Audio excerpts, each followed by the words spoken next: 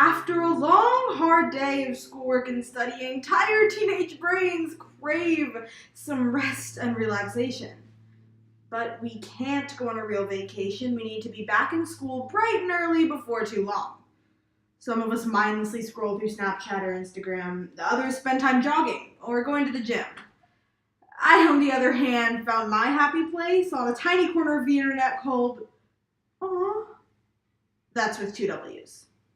If you've never visited that forum, I want you to imagine the most adorable and wholesome video possible. Pop quiz, is it A, a dog owner who builds his blind chihuahua a protruding harness so that it won't run into doors? Is it B, a really large German shepherd picking up a stubby-legged kitten by the scruff of its neck just so that it can reach the top of the stairs?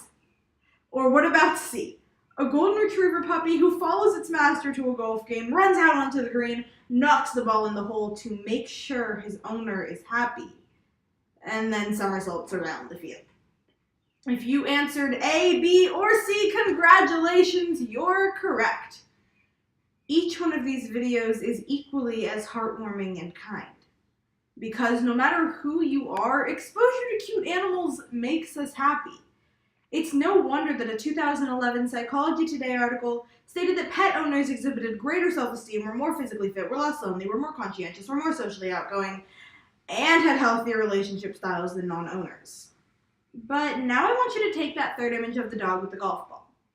Instead of playing on a field, he's trapped in a metal cage. Instead of rolling around, he's bloated to the point of being immobile. Instead of smiling and panting, he's slowly withering away. That's not just a hypothetical, it's a reality for countless numbers of puppies, foxes, rabbits, mink, and seals at this very moment. According to research-centered nonprofit LCA, over 1 billion rabbits and 50 million other animals are being raised on fur farms for their pelts. And however depressing that mental image may be, I assure you, the reality is far, far worse. It's time to take a stand for so many of these poor, helpless creatures through legal action. So to fully understand the ramifications of fur farms, we'll first detail the impacts it has on animals.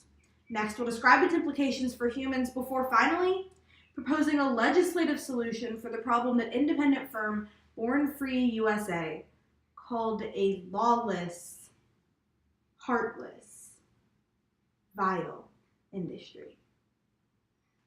I was terrified while watching the villainess from Disney's 101 Dalmatians scream about skinning puppies and wearing their flesh. However, these animated threats don't even top the 101 most terrifying impacts of the fur trade. Fur farms, by their very nature, violate the 5 freedoms of animals agreed on by the International Scientific Committee on Animal Health. Now, these freedoms are meant to apply to any animal that's been domesticated by a human. And they're not all that controversial. They refer to the freedom from hunger, freedom from discomfort, freedom from disease, freedom to express normal behavior, and the freedom from distress. We'll walk through them step by step based on an international scientific review from 2015. Animals on fur farms are not free from hunger. Instead, they're force-fed, then pumped full of chemicals meant to make them hungrier, so that they grow heavy with enough fur and blubber to scrape off and sell.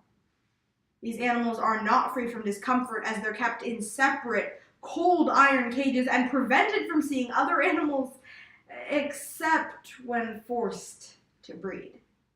These animals are not free from disease as the creatures grow obese, they chew their fur, bend their feet, suffer from diarrhea, and are often left to die in their own feces when they can't produce enough fur to satisfy the farm's owners. These animals are not free to express normal behavior. When you're trapped in a metal cage, you can't run. You can't climb, dig, hunt, or forage, and fear surrounds these poor animals. The farmers don't bother to domesticate them while enslaving them. Now, at this point, you might be wondering, what sort of decent human being could possibly condone such inhumane behavior? The answer? A whole lot of good people who rely on fur farming to make a living.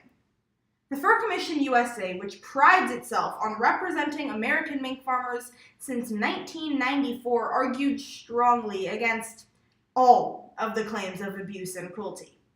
They say that 85% of the pelts used in the fur trade come from small, family-run farms. That farm-raised mink are among the world's best cared-for livestock. That American farmers voluntarily become certified under the Fur Commission's Humane Care Program. Now, all of that sounds pretty good.